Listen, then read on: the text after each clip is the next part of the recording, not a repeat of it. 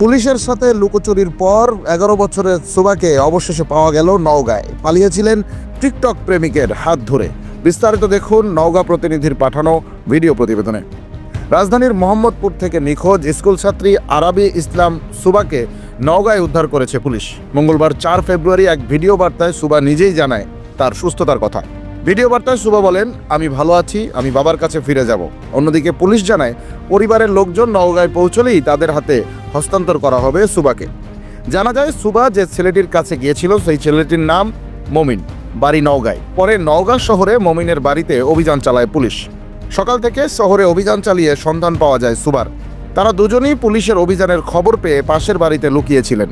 সুবার খোঁজ পাওয়া গেলেও পালিয়ে গেছে মমিন। সুবা পুলিশকে জানায় টিকটকের সূত্র ধরে তাদের পরিচয়। দুজন মিলে স্বেচ্ছায় ঢাকা থেকে নওগাঁ চলে যায় তারা। এর আগে মঙ্গলবার দুপুরে জানা যায় নিখোঁজ স্কুল ছাত্রী আরাবি ইসলাম সুবাকে দেখা গেছে নওগাঁয়। তবে পুলিশের উপস্থিতি টের পেয়ে সেখান থেকেও সটকে পড়ে সুবা।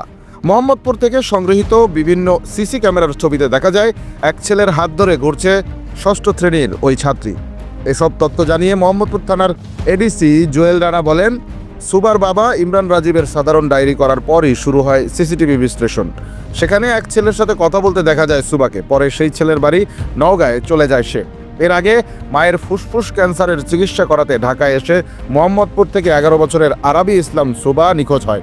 গত রোববার 2 ফেব্রুয়ারি সন্ধ্যা 6টার দিকে কৃষি মার্কেট এলাকা থেকে তিনি নিখোঁজ হন। পরে সোমবার আদাবর থানায় এ বিষয়ে একটি সাধারণ ডায়েরি করেন তার বাবা ইমরান রাজীব।